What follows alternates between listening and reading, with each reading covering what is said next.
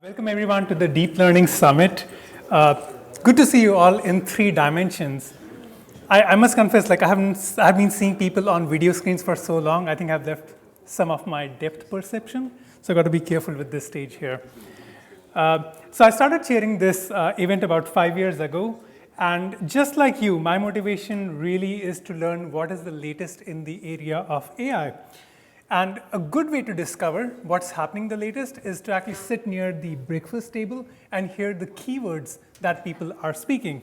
So today I heard about Lambda, Imagen, Whisper, Chinchilla, Gopher, Lion 5, Crayon, DALL-E, Midjourney, Big Bench, all those jargon words, which really causes a sense of FOMO. Sadly, in 2022, the word FOMO also got hijacked because FOMO is an object detector, which means faster objects, more objects, FOMO. So that one word that describes the feeling of being lost has now been lost officially. Of course, there's another word people kept going on and on today. It was ChatGPT, and rightfully so.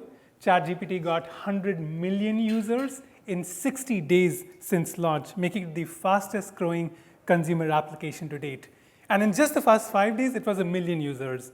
For reference, Netflix took 3.5 years to get to that first million. And the hype is well deserved. It's generating code, poetry, jokes, job applications, and more popularly, homework assignments in response to text prompts. It's amazing how it can come up with these elaborate sentences out of thin air, kind of like George Santos. And has anyone noticed that both George Santos and ChatGPT came on the scene at roughly the same time? This conspiracy? You tell me. And usually, the media goes through a hype cycle in AI for every development. So what's different this time? It's not the people in the media who are actually as astonished, but it's the people who are building it, the researchers who are astonished by what these new systems are capable of doing. The output is pretty unreal. It's really lifelike. But you don't need to be a Google engineer to know it's not sentient. So I asked ChatGPT to write a speech on AI for this event, right? That's what everybody would be doing. 7 out of 10 times, it reassured me that it's not going to enslave humans. I'm telling you, that's what it said. I counted. And then it gave me the sentence, artificial intelligence today is just like intelligence in a can of vegetables. Right. So more and more companies are rushing to incorporate AI. That's probably why you are here in all these stages. Some businesses used AI to make more profits. One business used AI successfully to remove $100 billion in market cap in a single day. For reference, Google could have just purchased OpenAI twice in that amount. So that makes you ponder. So you are wondering, who is this person on stage? Don't worry, I got you, because I looked up his LinkedIn. His name is Anirudh Koul. He leads the machine learning data science team at Pinterest. He used to run an AI accelerator for NASA called SpaceML. He co-chairs a United Nations group conducting the world's largest study on natural disaster papers. He authored a New York Times non-bestseller called O'Reilly's Practical Deep Learning book. It's technical. Its pirated copies are doing gangbusters in Korea and China.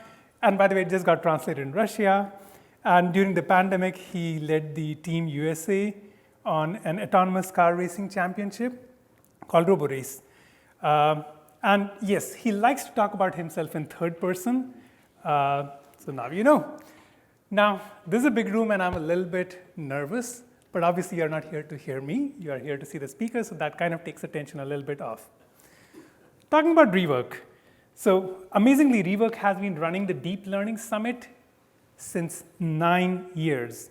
Remember back when we were still singing Happy by Pharrell, DoorDash wasn't even a concept in most people's memory, and VGG was like the state-of-the-art network that long ago.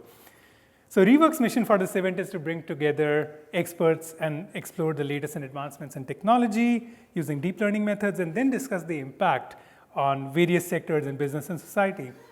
And luckily, we have witnessed luminaries who have been enlightening us over the years with very familiar names like Yoshua Bengio, Yann LeCun, Jeffrey Hinton, Andrew Ng, Richard Socher, Ian Goodfellow, Don Song, Timonet Kibru, Ilya Sutskever, Jeff Kloon, Lex Friedman, the list just keeps going on. I've personally seen topics being discussed which are not even yet published.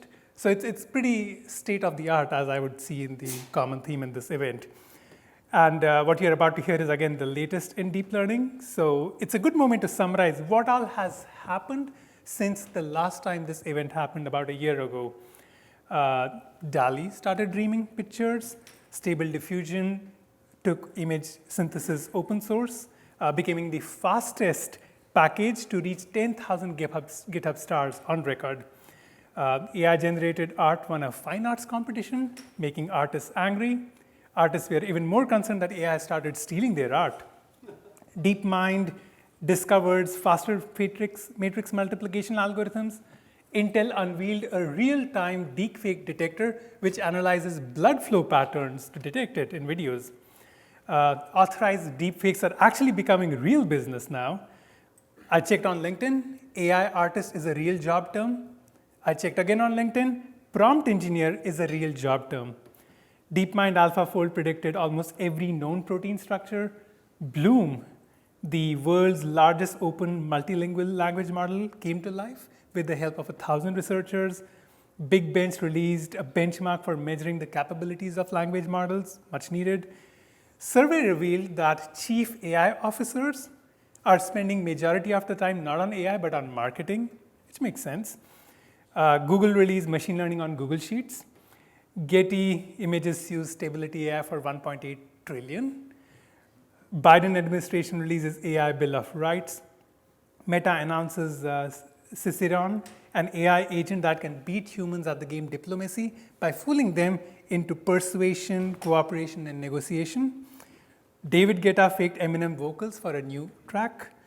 ChatGPT already has passed medical, MBA, and legal exams.